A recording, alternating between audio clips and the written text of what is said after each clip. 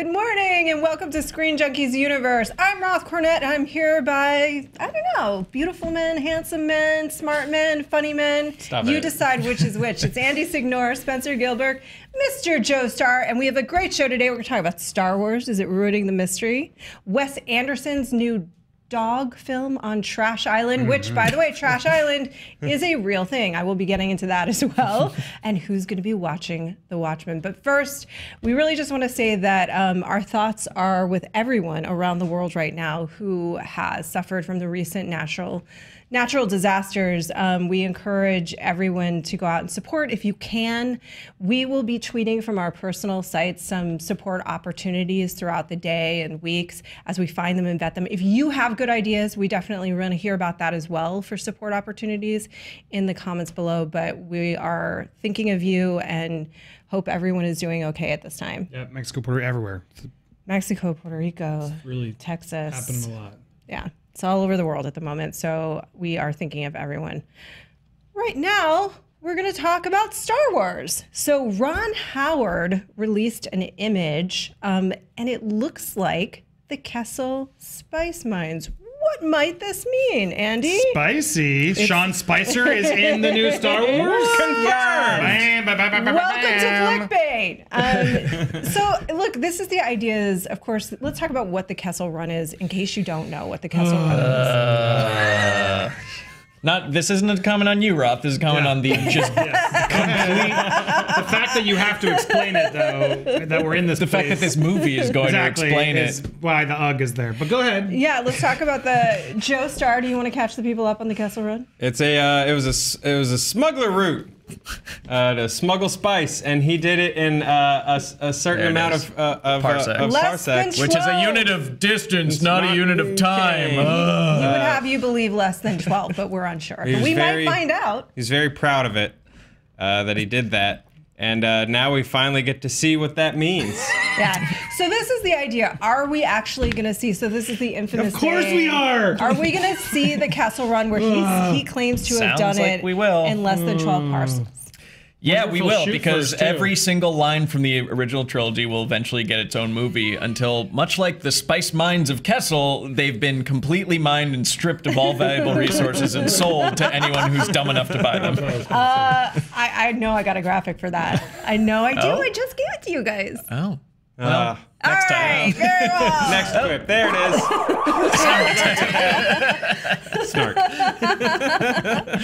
Nice. Yes. Got one. I'm not going to be happy until we're 75% graphics on this show. I agree. No, that's definitely like a morning zoo crew radio show. I know. I want like little buttons for sound effects. I know. Aunt Roth and the Beans. That's how I'm going to intro it from now on. I still don't like being Aunt. There's something about that. Dirty Aunt Roth? Dirty Aunt Roth. Yeah, I'm unsure. Well, which one would you rather be? What family member would you rather be? I don't know. We'll workshop that. Yeah, because I'm calling you guys brother and you're calling me aunt. I feel like it's starting to be a Daenerys situation. Only Spencer called you. You know what I call you? A colleague. Oh, a friend. A colleague and a friend. I don't think I've earned friend yet. Well, can I call BS to this Kessel Run nonsense? Because I just don't care. And I'm always, I guess, I'm the grumpy old grandfather at this point, but I don't. Why do we need to see this spoiled, and why do we need to have this detailed out of the Kessel Run? Like, okay, fine, we're doing Han Solo, but like we can't like go tell some cool new things that smartly like tell us more about the character that we didn't know. We're really going to dissect every line from this movie and have to see what happens. And it just, am I the only one who's just sort of like, please no? Not at this table, Andy. I mean, I think if you're going to do, my initial reaction to the idea of doing a Han Solo prequel movie was that was the worst idea I had ever heard. And the reason is because you very rarely in movie history have as perfect a marriage of actor and character as you do with as much as it drove him crazy for years with Harrison Ford and Han Solo. Like it's too much to ask any younger actor to take that on because immediately people are going to dislike it. And then but then they brought in Miller and Lord and I was like, oh, it'll just be kind of like self-reflexive and it'll be funny. It'll be making fun of the mythos and having a good time with it. But that's not going to happen because they've been fired and replaced. by Ron Howard. So now I'm just sort of confused. What is this going to be ultimately? Is it going to be just unpacking all of the things that we don't need unpacked, really? Like, do I need to know how he got his name? Was his name Jimmy before? Yeah. How did he get his vest? How did he make the Kessel Run? Was his name Jimmy? That was a Better Call Saul thing. I see that. Slippin' Jimmy. Yeah, because that one works. It's great. Yeah. That's a prequel that worked. I didn't think I'd like that prequel either, but I did. Well, it's weird that they keep, like, they've had to do so much course correcting from the prequels. Because aside from all the sitting and standing and boringness, also they just over-explain things we didn't need explained. Like it's a space fantasy. Like I don't need you to explain wizards to me. They're fine. They have the Force. They have lightsabers. That's all I need. And you know the prequels doubled down on no, it's a microorganism and blah blah blah. And you can count them like a DBZ scanner. And those are ineffective when you can hide your power level. Right? Yeah, I know. Don't get me started. And so they had to do all this course correcting, but they still just haven't seemed to learn a lesson. And they're like, no, every tiny moment has to. But arguably, we're doing the movie version of the expanded universe, I guess, where it's just we're drowning in books now. Although the expanded universe has some really cool stories in it that they could get into that would be very different with different characters that we haven't seen on screen. That is a different shouty show for us to have. We can have that shouty show, sir. I am happy to shout with you about these things. But devil's advocate, is it about learning a lesson when what they're doing so far is financially very successful for them? Yeah, but we're still in the infancy of Star Wars being an annual or biannual product. And it just, when it becomes so commodified, I know it was always like a big business, obviously, but when it just becomes like a scheduled dose of like original trilogy facsimile that just keeps getting weaker and weaker and like more chewed up and bland with every time, like eventually we're just gonna not feel that fix anymore and move on to something harder. Yeah, what kind of stuff are you going to move on to there? Something original. I need that new stuff. I need that new character stuff. Yeah. I need that new franchise business. Give it, Andy. What that do you think? Avatar Blue Meth. Yeah. We get accused of being very negative about films a lot, and the truth is, look, this is what we do for a living. We go to see all of these movies. I see like 6 movies in a week on the regular. I want them all to be great because that means I'm spending my time well. So I want this to be a good movie, and maybe it will be. What do you think the chances are? Well, I mean, it's hard to tell now because Lord and Miller did excite me because I feel like they're known for sort of taking chances and sort of mixing up the format. Like, who thought 21 Jump Street or the Lego Movie would be good movies? So they've earned my respect. Be like, all right, I'm intrigued what you do. So the fact that then Lucasfilm was so no, listen to what we want. That was a red flag for me. It's just like, and I don't know. We don't know. We're speculating. That's what we do here. And that's what I feel like, you know, this culture is sort of become because we are excited for these movies. We want these movies to be good. This is another red flag for me. Just like, again, if it's just, they're going to pass like a spice mill or a spice mine, great. Okay, fine. I can tolerate that. But if we're really going to see how he did the run, like, and then they're gonna come up with some witty thing like, "Oh, it was the." I don't need that. I just feel like it demystifies Han Solo for me. Like it's just like Anakin demystifies Darth Vader for me. Like everyone says Episode 3 is the best one. I completely disagree. Episode 3 for me is so awful to see the rise of. That's why he's Darth Vader. Like I was so underwhelmed and so frustrated by the script and the acting, the wooden acting. And but they flipped at each other a lot, Andy. Exactly, he had the higher ground. I liked Ewan McGregor. I like Natalie Portman was trying her best, but like it was just a mess of like the things that demystified Darth Vader for me. Rogue One surprisingly did a better, cooler job of like bringing him back in a fun way. But I agree, these prequels have destroyed it. And so if we go back having to insert like, this is how that happened. Oh, remember this? Got it. Remember that? Remember like that's where I feel like we are collapsing on ourselves of like. Movies on movies on movies of just like we can't create new moments in a Han Solo movie that's like, oh, that's what happened that caused that. Oh, cool. Like if you're gonna do it, there needs to be new things that you didn't know actually created what we know and love versus or just a seeing good the things story. Sure, that too. Has nothing to do with what came after it. I think it's interesting to me that they even chose to dive into Han Solo because Harrison Ford's instincts were right on the money with Han Solo. There's a reason why Jack Sparrow is diminishing returns. You got that one first cool movie where you're like, whose side is he on? Who is this cool pirate? And Han Solo is the same, and Harrison Ford knew that. That's why he was like, please kill him in ice because we've done all we can with him. And he that's kept why wanting him to die. Yeah. Yeah, and he's obviously survived, and in Return of the Jedi, he's fine. But at that point, you're just like, oh, he's like a fun dad instead of the cool, like this badass rogue. And so it's weird that they're like, nah, let's just ignore those original correct instincts and just. But it's also frustrating me, like, this is a big universe, right? And it's like, why couldn't we have created a prequel, future, wherever it is, but a new crew that's on a new mission that just is its own thing, a Guardians of the Galaxy, if you will. And then if you want to connect them later because you feel like you have to do that, I'll begrudgingly say maybe, because I'll give you the props for making something original that we can like and grow into. It's if the movie was called Kessel Run and it was about the Star Wars drug trade and like there was a Han Solo cameo, like all right, I'm into that. That's cool. I mean, cool. Now we meet these new characters that maybe grow up in the later movies. Yeah. Spice trade. It's actually the spice trade. I also will say though, if you, and I'm gonna have another one of these, if you guys watched Clone Wars at all, it kind of gives a little more interesting nuance to why Anakin broke off from the Jedi. And sadly, it will never count on the big screen. I don't know. I wouldn't be surprised. Yeah. Hey kids, Ezra is not Snoke. They don't care about these shows. Only we do. Only we do. I don't know. I mean, we're hopeful for this. I do think with Miller and Lord, though, that was an odd choice for them to make because they're never going to allow a movie to make fun of Han Solo. They're never going to allow a movie to make fun of their most beloved character. And I think... Yeah, but Han Solo could have made fun of everything else. Yeah, for sure. Which is what I hope they would have done. Made fun of Han I'm Solo. still conflicted on Lord Miller and then being pulled and replaced by Han Solo because to me, and I guess... Ron Howard. What did I say? Replaced by Han Solo. Ron Solo. You guys know Ron Solo, Han's brother. Han's dopey little brother that narrates I'm sure we'll meet him soon. Development. Yeah. It's my brother Ron.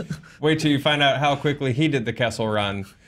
Quicker than me. A Star Wars movie is supposed to feel a certain way to me, and so that's why with new directors handling these anthology stories, I'm kind of like, Lord Miller made me nervous because I was like, a Star Wars movie should feel big and grand and like an epic adventure and not like 21 Jump Street. So on one hand, I'm like, yeah, Disney, get your ducks in a row and find directors that'll make a Star Wars movie the way it's supposed to feel. I'm with you, but I guess, did you want a Han Solo movie is what I'm... No. But I don't think that's where I'm coming from of why they excited me, because I didn't want it, but then they brought someone in who I feel like took on two franchises that I also didn't want and somehow made me excited, is how I got it. That's why Lord Miller, I think, was the injection for a lot of people of like, okay, interesting. They must have a take. There must be something because now they've done this twice to us. Let's see what they do. Right. It'll be a surprise. And so the fact that I'm sure they were doing that, and it may have been bad. You're right. It may have been too much of like, whoa, you can't make fun of all this stuff. But the fact that they were pushed out makes me think they don't want to go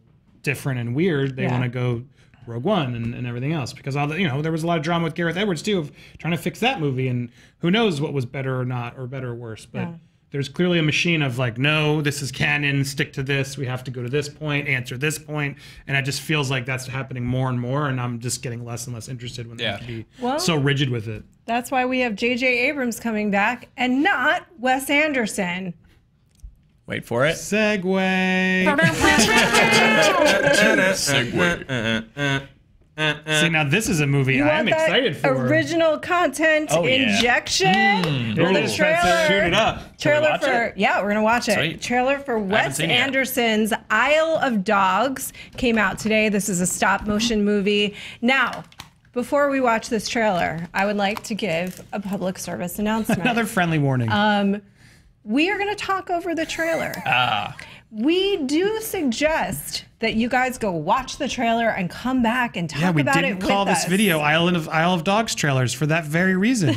But I'm sure we will still get comments saying, shut up, stop talking over the trailer. But we are going to talk over the trailer. If we don't talk over the trailer, the video gets pulled. Yeah. Right? We can't. So we have to say talk something over it. So that's why you can go watch it in your own leisure with your own volume controls. Yes, and there are YouTube channels that do that. Are able to talk over the trailer, and you don't care, but we're not one of them for a number of reasons. We're going to keep saying it until they leave us alone. Because Captain Business. Not our producer, but just the general idea of business does not allow us to do it. Let's get on that dog action. Doggy style. It's Japanese. The Japanese archipelago. Clearly. 20 years in the future.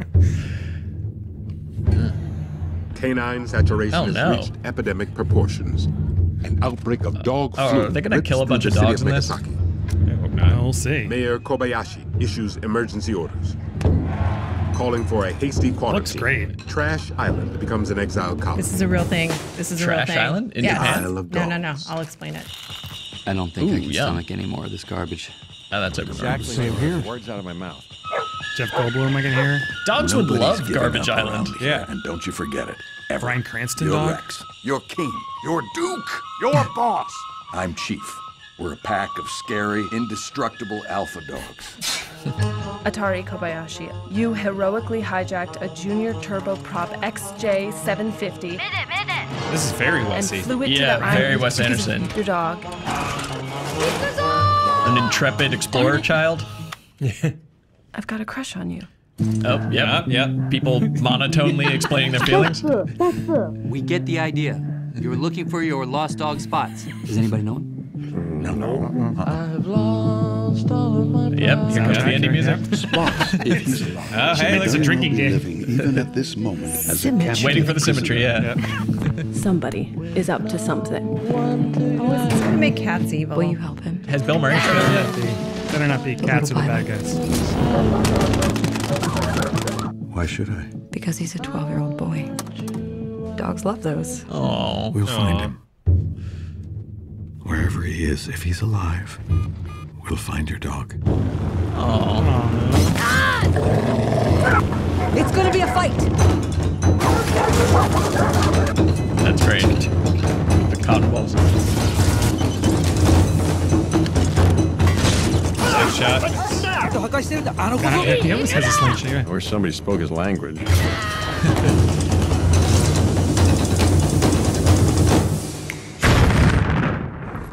Oh, I can't North, wait. a long rickety causeway over a noxious sludge marsh leading to a radioactive landfill polluted by toxic chemical garbage. That's our destination. Great. Get ready Ed to Norton jump. always sounds like Bill Murray was in there. Yeah. Yeah. Yep, there they are. The whole gang. Oh, That's yeah. all. They're all back. ScarJo. So big the cast, Tilda. yeah. Yoko Ono. Yoko Ono. Yoko Ono. Scarlett and Tilda playing Japanese Ken characters Watanabe. again? Yes, let them fight. Yeah. So this is Scarlett Johansson, Edward Norton, Bill Murray, Jeff Goldblum, Frances McDormand, Harvey Keitel, the whole gang. Tilda Swinton, lot of Yoko people. Ono, and a whole bunch of other people are also in this movie. Okay, I need to tell you guys something. You need to immediately, because I knew about this before, but people are going to think this is like a fantasy thing that he's making up. Nope.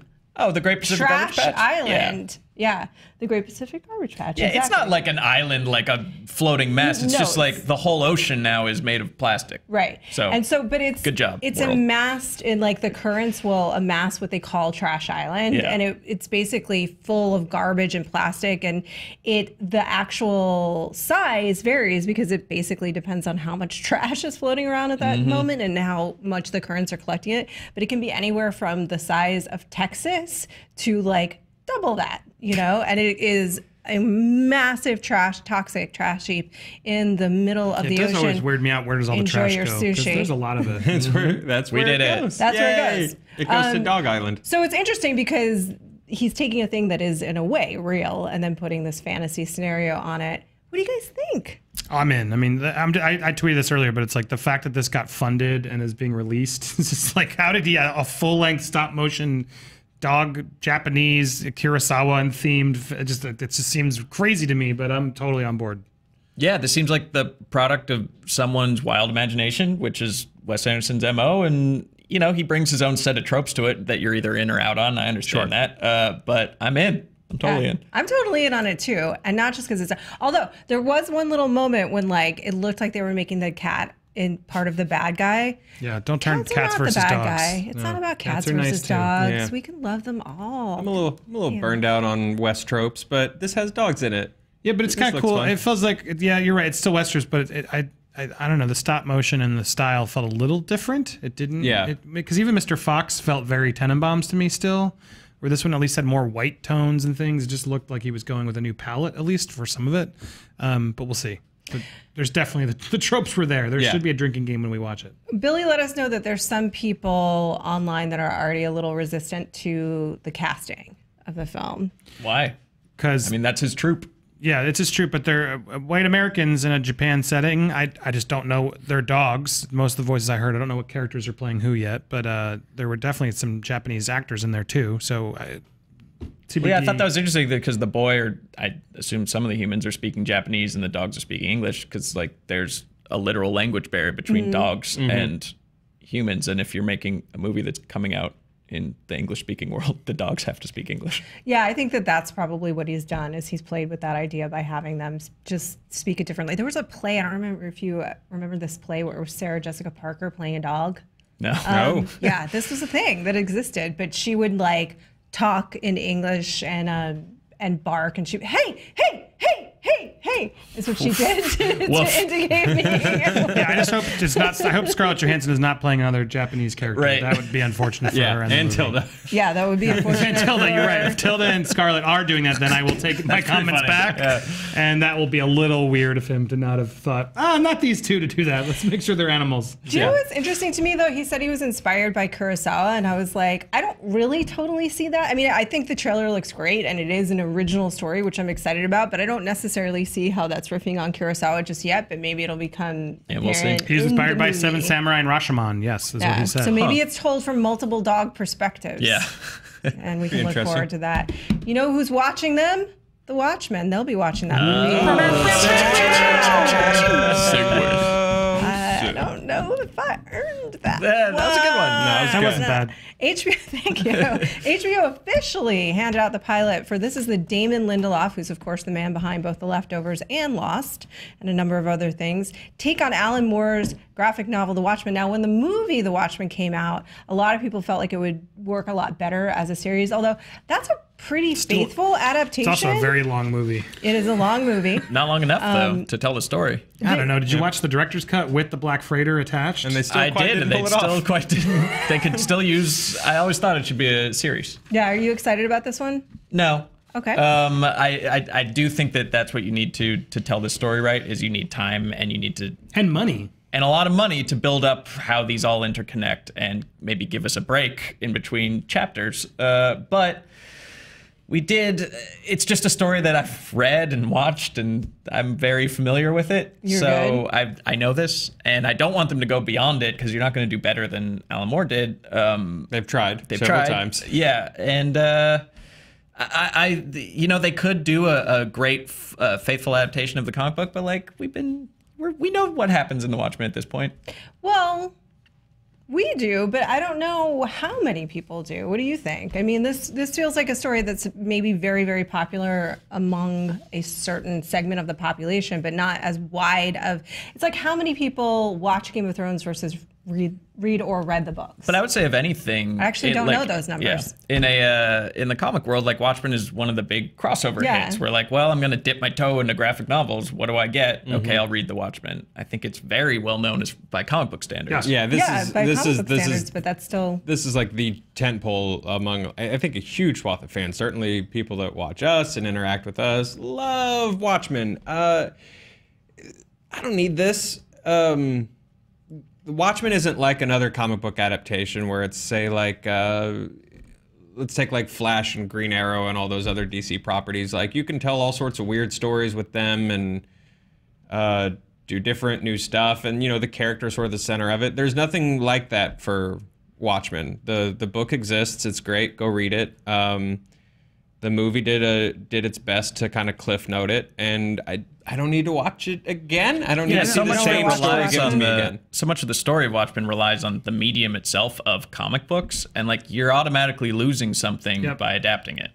I also just think you have to spend the money to do it right. Where it's like, even I felt like the Watchmen movie did, but then they did that thing at the end where they didn't go where it really goes, and, from a budget standpoint, because they couldn't afford to do it. I don't know how HBO is going to swing that, and then is it really worth the money? It's so like many buckets of cash. What's weird to me is like Westworld was actually a smarter idea for me, because it was like, it's kind of a cool idea and a start of a premise that you could make better, the movie, because I've rewatched the movie recently. It's fine, but it's definitely like the pacing's a little slower and it sort of doesn't really go as full as it could go. So I think that was a smart move, adapting something like that to go more sci-fi. With this, I feel like it's there's a book. It's very easy to know what's in the book. It's not like Game of Thrones where there's countless stories and things you could build off of. To try and do the spin-off, which they're even doing now with Watchmen. Didn't they do a bunch of prequel comics before, which weren't as popular? Watchmen, and if that's what they're thinking of trying to like bring all that in, I become less interested. And I agree. I've seen it, even though it wasn't. I don't think it was terrible. I just don't think. No, but it was a literal adaptation. It was like, here's this panel, here's that panel. Literally, is exactly. Well, that's the interesting thing is that people are constantly complaining about adaptations, and then you take that one which was so close, and then that sort of becomes the complaint. It was so close visually. He also completely missed the point. Thematically, he completely missed the point. Well, it's. Yeah, whatever. That's in a any different event, discussion. that's a different discussion. But I do think you're right. I mean, look, this is a very popular comic for people that probably are watching this, but I do not think broadly that necessarily this is like, this could be a story that then reaches a lot more people. I don't know. Damon Lindelof is interesting to me. Like what he did with The Leftovers, I really enjoyed for the most part, though it's a like straight up bummer. And the weird thing to him about him for me though, is he's freaking hilarious. Like himself, he's a really funny guy and he never does comedy. He never, Damon, I support you in whatever you want to do. Here's what he said he wanted to do with this. He quotes, from flashbacks to the nonlinear storytelling to the deeply flawed heroes, these are all the elements I try to put in anything I write. I want to keep it insular, he said. It's okay with me if people don't understand it because they don't deserve to understand it. I don't know exactly what that means. Me neither. But from a storytelling perspective, if you're okay with people not understanding it, I guess that's fine. But just do one comedy, anything. Just write one comedy thing because I want to see what that would be. Do a sci-fi comedy thing. Just get out there and be your wild, badass, funny self because he is a hilarious guy. That's my appeal to Damon Lindelof. And I'm curious about Watchmen. 3 no's, 1. This quote especially bothers me because, like, guys, Watchmen isn't that deep. It's a great story with a very cool message and a cool take on things, but it's not like an endless puzzle box. Like, it's not Lost. Yeah, you're not gonna like. I really don't think you're gonna go back and if I were to reread it today, I'm not gonna find a whole lot of like new stuff. Like it gets treated like the Ark of the Covenant, where it's like, man, if you don't get it, like it's not a weird Lynch movie. Well, it was also a sign of the times and the sort of the superhero-dom and everything happening at that moment, which has now shifted so much. You almost do need to update it or adapt it in a way to today's new superhero. If you wanted to do something interesting with Watchmen, for me, they've started to work them back into DC Comics, like Maine, in interesting ways. And you want to do something fresh with Watchmen, for me, throw them into the DCEU. Like as they are in the comics right now. It's sort of an interesting commentary on sort of bright colors and hope versus gritty, grim, dark, funny joke, everybody laugh. And that's interesting to me, but seeing this completely redone. Yeah, Rorschach and Man of Steel would be very fun together. Yeah. Honestly, yeah, sure. Have Superman be like, oh God, this is what I've been doing? This is what I look like? Yeah. I would take Brighten up my palette, man. I would take that mescaline trip. What's one thing that you're excited about today? Today? Yeah. In the world? Yeah. Well, I like the Island of Dogs thing. That looks neat. Yeah. What do you got, Joe? You and me, we're gonna review Kingsman later. That's a Joe segue. Yeah, we're gonna have a Kingsman review here today. We are gonna have a fun movie fight Max here today. Landis this week tonight on Movie Fights 4 p.m. Yeah, that's gonna be fun. What are you excited about today? I'm excited for that, and I'm gonna see Ninjago this weekend with my kid. You'll enjoy it. Yeah. You should bring in. We should do a second. Adult. Spencer, bravo to Tyler and Spencer for their review. That was so if you haven't watched, that was the best. It's good. Glad it's great. That was one of those last minute ideas. I was like, can we find a kid? And we need a child. we found the kid. Just giving you for those who thought the tweet was weird, that's why, and it was worth it. Just giving you a little insight to what happens around here. It was a moment yesterday where I was running down the hall going, did we find Spencer a kid yet? And then I'm like, we're never going to find this kid in 2 hours. And only Andy could be like, let's get a kid. And in 2 hours, boom. You need a kid? I'll get you a kid. I'll get you a kid. We got a need kid. A toe? So Whatever. you should check that out today as well. Again, we want to say that our thoughts are with everyone that has been impacted by the recent disasters. Let us know what we can do to help. And thank you for joining us today.